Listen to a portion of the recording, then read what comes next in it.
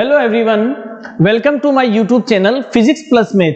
बच्चों, आज हम आपके सामने जो वीडियो लेके आए हैं वो रिगार्डिंग है क्लास 12 फिजिक्स का बुक फर्स्ट से कौन कौन से चैप्टर से इंपॉर्टेंट क्वेश्चंस आएंगे और किस लेवल के इंपॉर्टेंट क्वेश्चंस पूछे जाएंगे उसके रिगार्डिंग अपन बात करेंगे।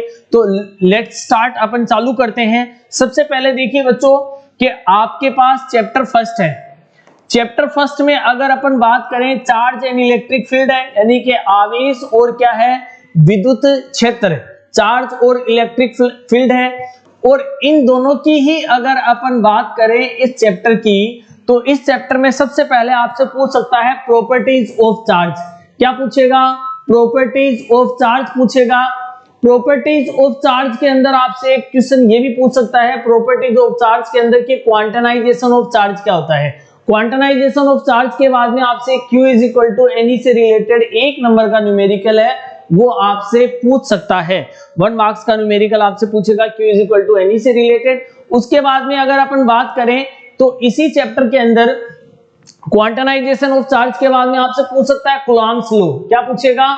Coulomb's law. कूलॉम्स लॉ से रिलेटेड भी आपसे क्या कर सकता है, बात कर सकता है। कूलॉम्स लॉ से रिलेटेड आपसे एक न्यूमेरिकल पूछ सकता है कि F is equal to K Q1 Q2 upon R square आपको दे दिया, उसके रिगार्डिंग आपसे कोई चीजें पूछ लेगा। उसके बाद में अगर इसी चैप्टर में आगे अपन बात करें तो आपसे पूछ सकता है इलेक्ट्रिक फील्ड क्या होता है, इलेक्ट्रिक फील्ड क्या है, और इलेक्ट्रिक फील्ड के रिगार्डिंग आपसे क्या कर सकता है, चीजें पूछ सकता है। तो इलेक्ट्रिक फील्ड के बाद में अगर आपको देखा जाए तो दो डेरिवेशन बनती है, एक्सियल लाइन और इक्वाटोरियल लाइन।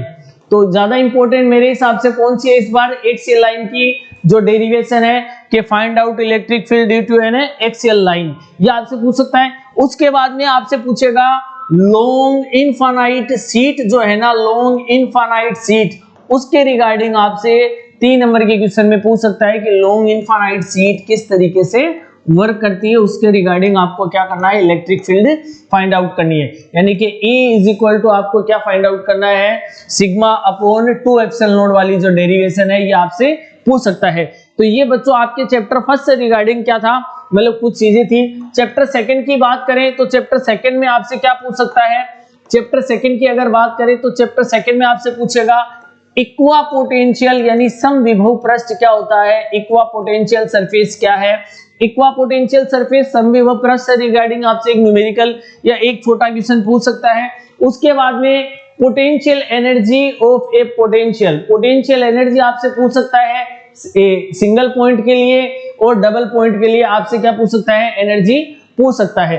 तो क्या करेगा, आपसे पोटेंशियल एनर्जी पूछेगा। पोटेंशियल एनर्जी के रिगार्डिंग आपसे ये पूछेगा कि 2 चार्ज के लिए पोटेंशियल, 3 चार्ज के लिए पोटेंशियल बताएं। उसके बाद में आपसे पूछेगा पीपीसी पैरेलल प्लेट कैपेसिटर जो है उसका आपको डेरिवेशन सोल्व करना आपसे पूछ सकता है इस बार। उसके अलावा अगर मैं बात करूं तो सीरीज और parallel combination of a capacitor, संधारित्रों का समांतर क्रम और श्रेणी क्रम संयोजन से रिगार्डिंग भी आपसे एक न्यूमेरिकल है वो पूछ सकता है कि भी मान लो आपको क्या दे देगा, इस तरीके से क्या करेगा, संधारित्रों को जोड़ देंगे यानी कैपेसिटर को जोड़ देंगे, और उसके रिगार्डिंग आपसे क्या पूछेगा कि भाई इसका टोटल है वो माइक्रोफेरेड के अंदर या मिलीफेरेड या पिकोफेरेड के अंदर वैल्यू दे देगा और उसको सोल्व करना होगा। नेक्स्ट चैप्टर की अगर बात करें तो वो है चैप्टर नंबर 3। चैप्टर नंबर 3 की अगर बात करें तो बच्चों चैप्टर नंबर 3 है उससे सारे क्वेश्चन है वो छोटे बन रहे हैं। सबसे इंपॉर्टेंट क्वेश्चन तो आपसे पूछेगा व्हीट स्टोन ब्रिज जो है आपका, व्हीट स्टोन ब्रिज के रिगार्डिंग आपको एक न्यूमेरिकल। उसके अलावा किरचॉफ के 2 लॉ, किरचॉफ के 2 नियम है वो आपसे पूछ सकता है। उसके अलावा रेजिस्टिविटी पे आपको क्या कर सकता है, एक न्यूमेरिकल है वो पूछ सकता है। रेजिस्टिविटी पे आपको एक न्यूमेरिकल पूछ सकता है, जैसे कि आपने मॉडल पेपर में भी देखा था मोबिलिटी और आपके क्या है ड्रिफ्ट वेलोसिटी, मोबिलिटी और ड्रिफ्ट वेलोसिटी रिगार्डिंग आपको मतलब एक न्यूमेरिकल है वो या एक आपको पॉइंट है वो पूछ सकता है। इसके अलावा इस चैप्टर में 1.5 मार्क्स के लिए या 2 मार्क्स के लिए जो क्वेश्चन बनेगा वो है microscopic form of Ohm law, microscopic form of Ohm law, ठीक है ना। ओम लॉ से रिगार्डिंग आपको क्या पूछ सकता है, आपसे एक चीज पूछ सकता है जो आपने बताया भी होगा, J is equal to sigma E, यानी करंट डेंसिटी कंडक्टिविटी और इलेक्ट्रिक फील्ड में आपको क्या करना है, रिलेशन बताना है, ये भी आपसे क्या कर सकता है, पूछ सकता है। अगर चैप्टर नंबर 4 की बात करें तो आपसे सोलेनोइड के रिगार्डिंग क्या कर सकता है, सोलेनोइड और उसके रिगार्डिंग क्या कर सकता है, एक डेरिवेशन है वो पूछ सकता है। इसके अलावा इस चैप्टर में आपको एक चीज और देगा, वो है बायो-सावर्ट्स लॉ। बायो-सावर्ट्स लॉ के रिगार्डिंग क्या करेगा, जो कंडक्टिंग वायर है उसके कारण आपसे क्या कर सकता है, लंबे सीधे धारावाही चालक तार के कारण चुंबकीय क्षेत्र की तीव्रता ज्ञात करनी पूछ सकती है। उसके अलावा अगर मैं इस चैप्टर में बात करूं तो आपसे क्या पूछ सकता है, इससे एक चीज और पूछ सकता है, वो ये है कि बायो-सावर्ट के साथ साथ आपको एम्पियर का सर्किटल लॉ या 1 एम्पियर की इंटरनेशनल डेफिनेशन भी आपसे पूछ सकता है। अगर अपन बात करें चैप्टर नंबर 5 की, तो चैप्टर नंबर 5 में 1 मार्क्स के क्वेश्चन बनेंगे और 1 मार्क्स के क्वेश्चन में सबसे पहले आपको एक रिलेशन पूछ सकता है, mu r is equal to 1 plus chi. उसके अलावा आपसे एक एक नंबर के क्वेश्चन में पूछ सकता है पैरा क्या होता है, डाया, और क्या पूछेगा आपको, फेरो।